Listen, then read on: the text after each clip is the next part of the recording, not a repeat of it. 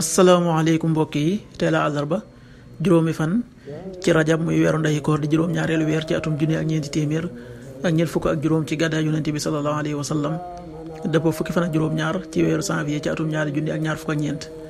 juróomi fan dafa bokk ci li muy fàtte yi kon tey ci àllarba ji rafetul.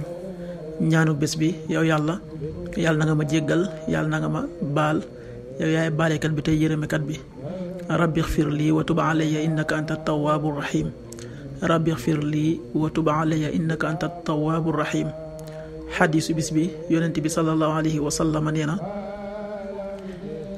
bégalal xeet wi te mooy xeetul islaam ci ak yëkkatiku ak dal ci dëkk yi ak ndimbal ak yëkkatiku ci diine. xadis bi Ahmad génnee na ko.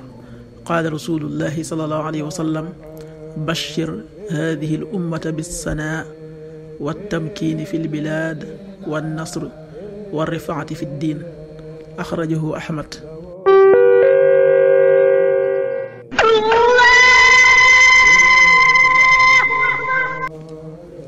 waxtu julli yi suba waxtam dana tàbbi 6h18 juróom benn waxtu yu tegal fukki simili ak juróom-ñett. tisbaar 13h43 benn waxtu bu tegal ñeent fukki simili ak ñett.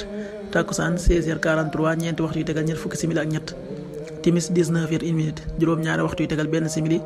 gee 20h12 juróom-ñetti waxtu yu tegal fukki simili ak ñaar. loolu mooy waxtu julli ci Touba ak li ko wër. bu fekkee ne ko Touba soo ko féetee penku ñaar fukk ak juróom-ñaari kilomètre ju ne wàññil benn simili.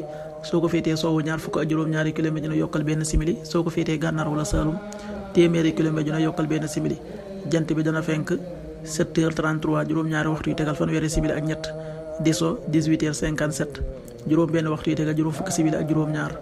yàlla na nu yàlla nangul te nangul leen amin